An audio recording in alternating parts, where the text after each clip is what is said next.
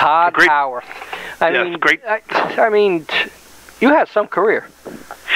Thank you. Yeah, it quite the list.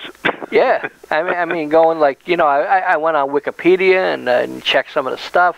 I mean, Ted Nugent, Cheap Trick. I mean, you know, Ace Frehley. You know, your solo albums, and you know, it must have been a great ride so far. Yeah, it was. I mean, are we already started here? Yes. Oh, okay. Yeah. Yeah, you don't need to include that, you know, the part. I cut it out already. Yeah, good.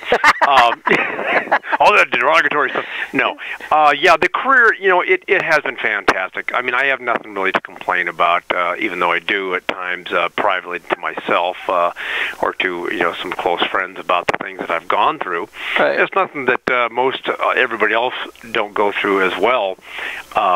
And until the book comes out, you know, it really isn't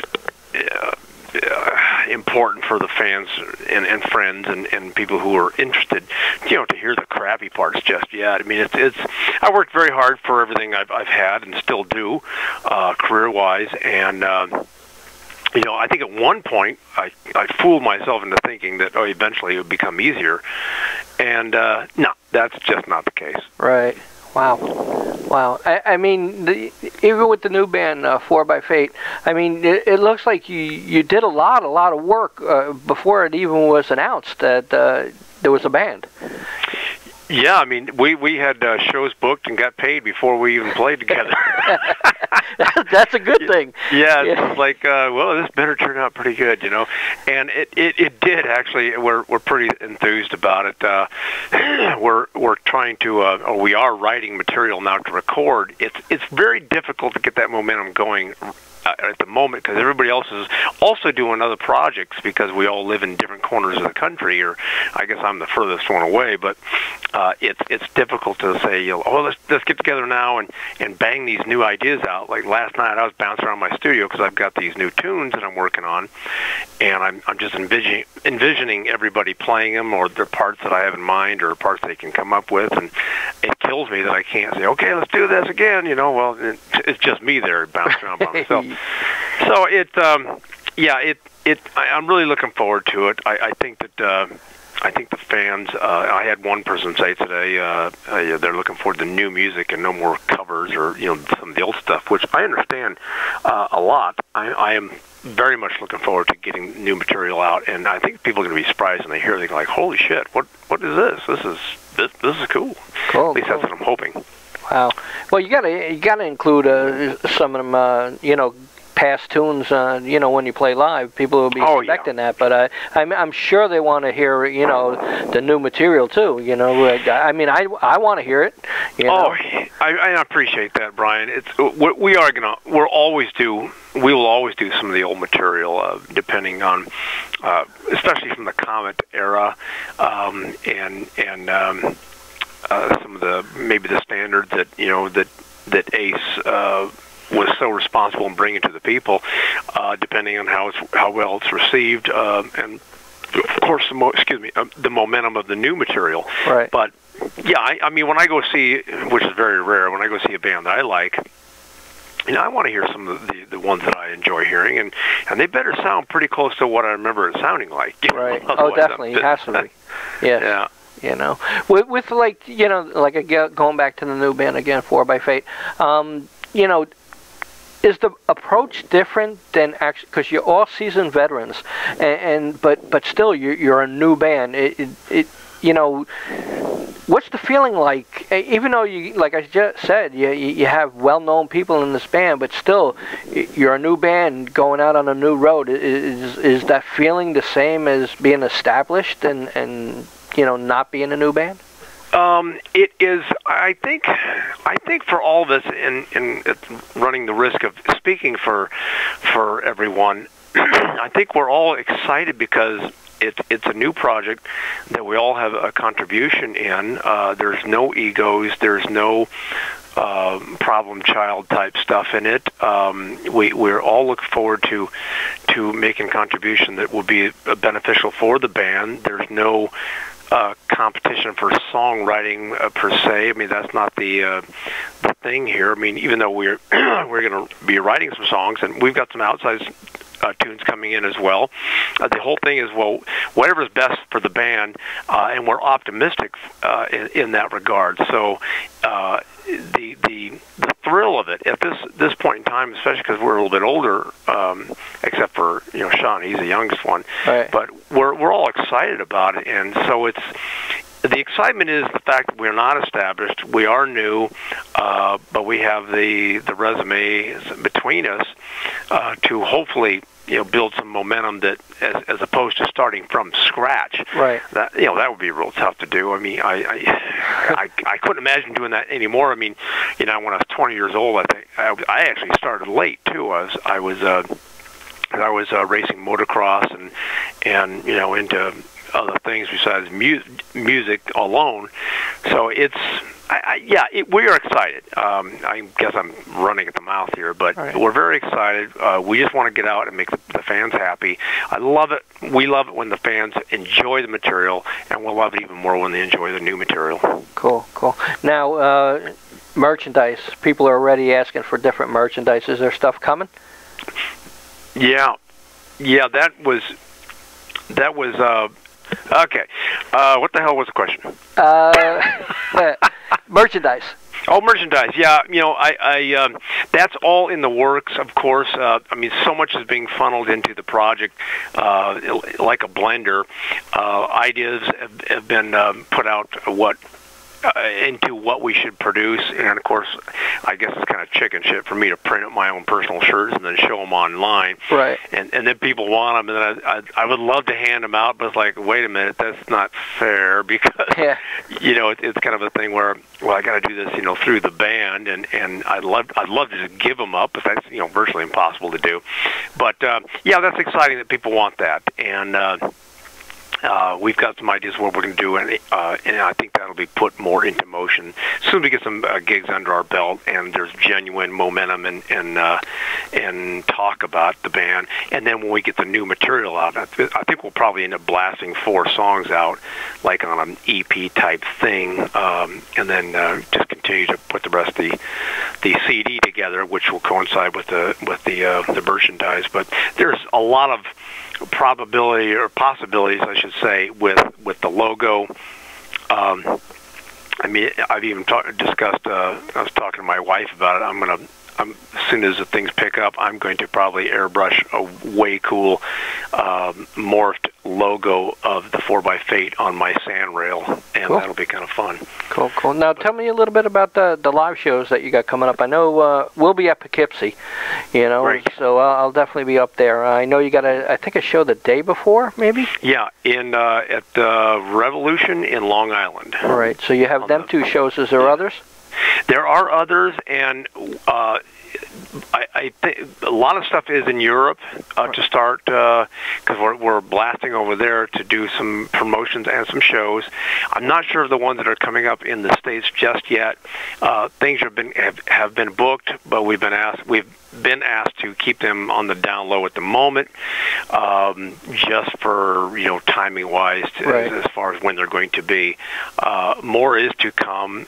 Stuff is being discussed, and to be quite honest, I'm not really sure I know all the dates that have been put out there, but it's coming, and it's probably a hard thing to do with perhaps coming a little bit late into maybe not too late for summer, but other than that, I really have been asked to kind of keep it quiet just at the moment. Right.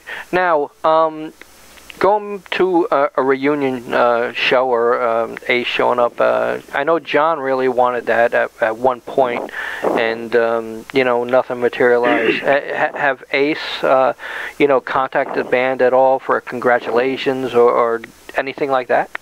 No, he hasn't. I mean, last I heard, he was living here in San Diego around me, and, right. And he's never contacted me. But then, he's got his own thing going on. I understand that. Actually, both John and I had wanted to do the anniversary thing with Ace and the Comet, and just a few one-off shows, like maybe in New York or L.A. or Midwest or Europe, even kind of thing for fun. It never came to pass, so that's how this band came to be. Now, if and Ace has never, again, expressed any interest or congratulations or anything like that because, well, he's just busy with his own thing. Right. Now, if he was to show up and somewhere, some gig, something like that, well, of course, it'd be cordial, and probably whatever he'd want to do would probably, participate in something for fun because it is for the fans. Right. I think he's probably way into. He just released his new solo CD, and I think he's going to put something together and go out and tour with that, and as it should be. And he's probably into that, and I understand that, and we'll see what happens. And I mean, you can't plan or guarantee things to happen or not to happen. Right. So who knows what's going to take place? Right. Now, I saw a picture of the set list that I guess you had planned or did a show or whatever, right. A warm-up. Is your live show going to be anything like that set list? That's going to be exactly like that set list. Cool.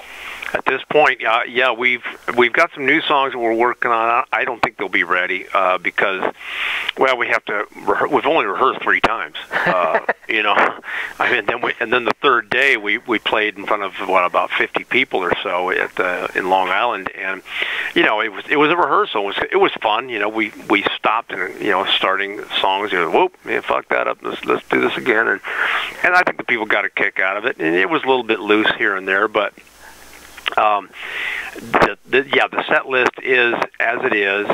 It will morph over time, but right now that's pretty much the way it's going to stay. And depending on the time, if we're playing with other people and we have to ramp it back to 30 minutes, right? We'd have to opt out some songs. Or if we're playing with the band, like one of the songs we're doing, we can't do because it's their song, then we won't do that. Right. Cool. Is it exciting for you to be part of this band and how much excitement it's bringing to fans of yours and fans of the rest of the members of the band? Very much so. I'm very excited. A lot of people think that I wanted to take over the Comet, that I wanted to be my own solo star, and that kind of crap. And nothing could be further from the truth. I mean, the whole Comet thing was the last album that I was on. Was just out of necessity, the reason why I had so many tunes on it. It just happened to be that way. And the reason I did so many solo records afterwards is because I had no other choice. Right. I ended up playing back with Cheap Trick.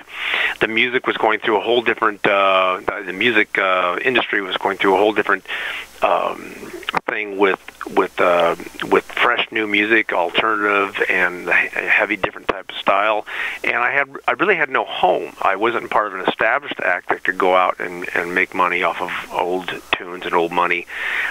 So I did that, and I enjoyed it, and I did put some bands together, but it's more fun for me to be in a band because it's like 4 or 5 different pulses with their own ideas and their own input and their own characters, and it's kind of like Cheap Trick. They're great musicians, but they sound so cool together collectively because it has that chemistry of that band. Right. Well, the same thing I think with us. When Johnny and I play together, it's just so much fun.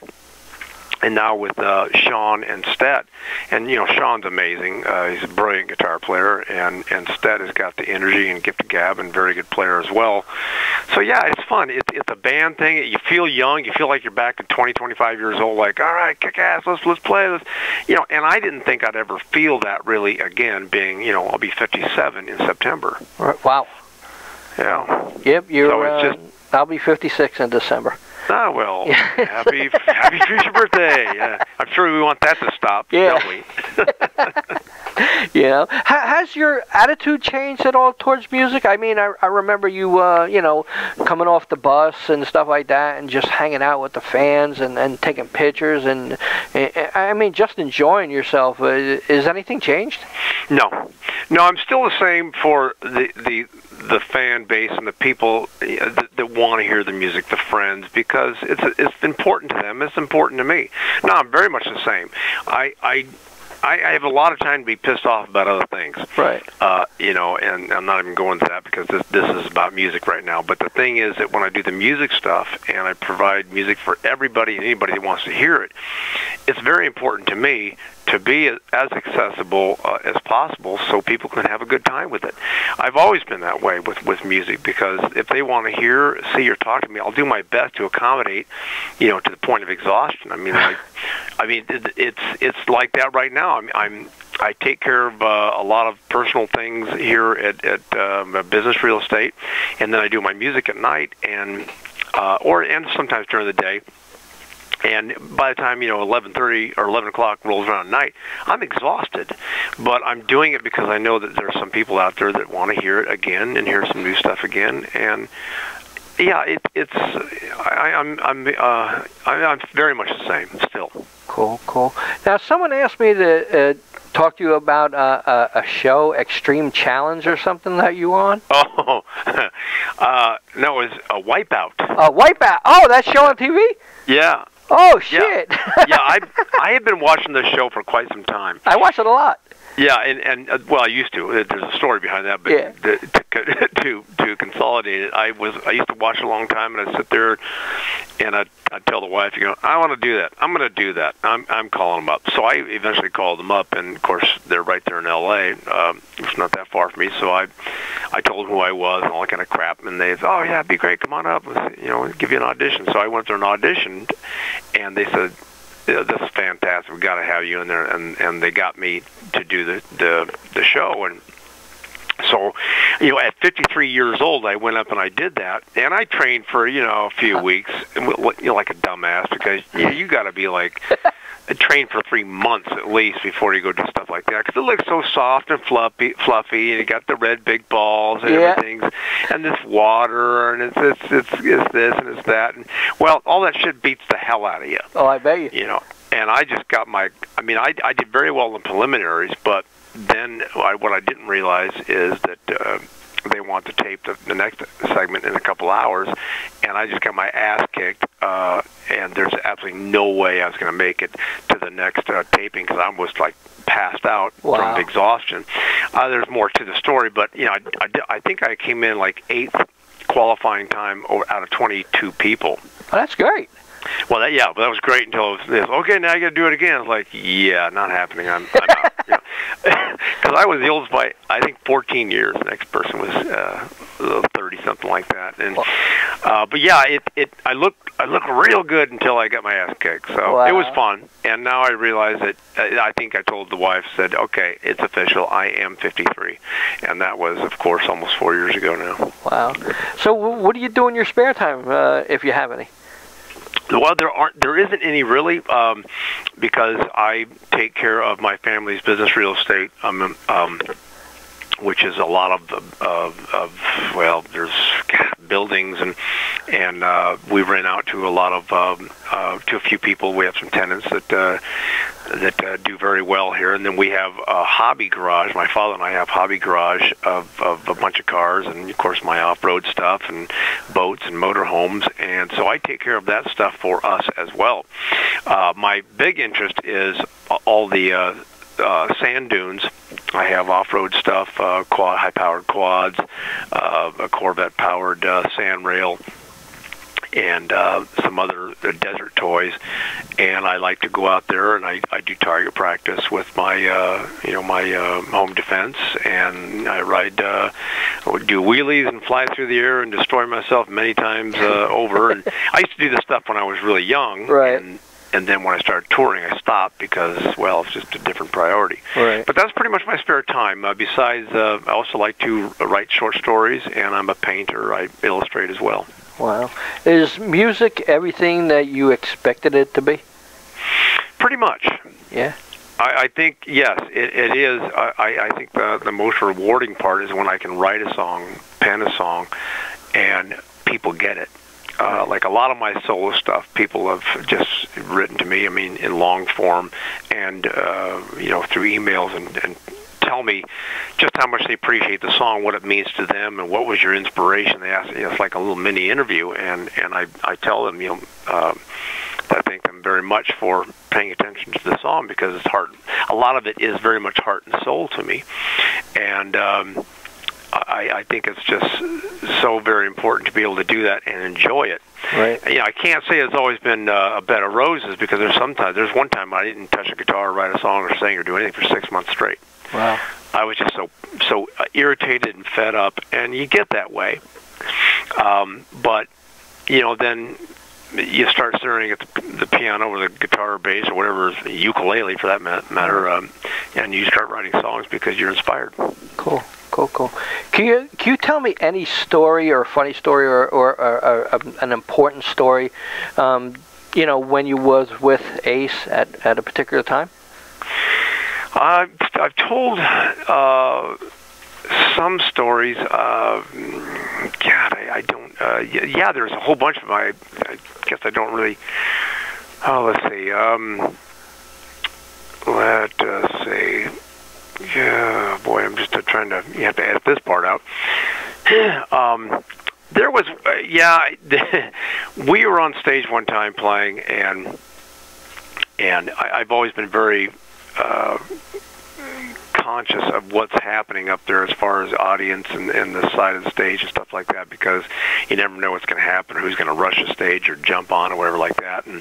And we were playing and having a great time and delivering, and the people were really into it, and Ace was up there. I think he was doing his guitar solo or something, and at the time he'd had his girlfriend on the side of the stage, and she was having a blast too, which is fine, but then she started throwing water on the stage, and I came unglued, because Ace doesn't have the best balance. At least he pretends he doesn't have the best balance, and so I'm thinking, safety thing, like, oh my God, he's going to come over here and do his stagger lead, and with his guitar smoking, and not see the water, slip and fall and go down slamming on the stage, and then it's all over with. Yeah. So we went backstage, and I got pissed, and I told how upset I was about it, and in front of the whole band, and Ace just sat there stoically, and listening to it. I think they knew I was right, but it wasn't. It's not a funny story, but it just happened one night, right. One morning, and she apologized. Of course, I don't think she thought about it, because she was just having fun too. But I was just horrified at the fact that if Ace goes down, everybody goes home. Yeah, it's true. And I think I remember that because one time I was playing with Ted Nugent. He did exactly that on the Hammersmith Odeon stage, because that's all painted wood. Right. And with the fog machines of yesteryear, it was oil base, and that would saturate the stage. And if you had slippery shoes on, you slip and down you go. And he did. He went face down. And wow. Bam! And holy shit! And he got up and kept on playing. Guitar wasn't too much in tune, but he kept on playing. So. Wow. That was that little story. Cool. That is excellent. So, Todd, it was great talking to you again. I mean, I haven't talked to you in 15, 20 years, whatever it is. And, I'm glad you're back. Well, thank you. It makes I me appreciate very happy, it, Brian. And I can't wait to see you in Poughkeepsie with the rest of the band. And, congratulations. I don't know else what to say. I'm just happy I got to talk to you again after such a long time. And you always been nice. Well, I appreciate that, Brian. I mean, it is me. It's genuinely me. There's no. I don't fake this, and I appreciate again the old pictures you posted, because that's so cool. Because I see that, and it takes me back to like, oh yeah, I remember that. Doing stuff like that, I'd always stop and do as much as possible for anybody that showed up, because it meant something to them. It was important. I never felt like, oh, here comes a rock star. I've never thought of myself as a rock star, and I never really was. I was a rock personality. Right. But for the people and the friends and the fans that really appreciated it, it's so very important to me, and I'm looking forward to seeing you again at the show. Hopefully we'll get to talk for more than 30 seconks. Cool. You want to say anything to the fans out there? Yes, I do. I play with many different bands, Cheap Trick being the longest, but I've got to say that in light of the ups and downs of the KISS career, KISS within themselves, I suppose. I've got to say that the fans are probably, they are the best in the world as far as fans of music, and the ones that came over to Frehley's Comet, and then ones that became big fans of mine. I can't thank you enough for that, because it's so very important to be able to do that, write music and deliver it and have you enjoy it, and then still be there after 26 years, 27 years now for this. I mean, it makes everything that I'm doing again like a 20-year-old to get back out there worth the while. I mean it, because I'm standing there playing and I'm rehearsing, and I'm tired just because I'm not 20. But I think of the people and their faces and the smile and the enjoyment that they get, and I can't thank you all enough. I really can't. Cool. Congratulations, man. I'll see you in Poughkeepsie. All right, Brian. Thanks so much, buddy. Talk to you later. Bye-bye. Take care.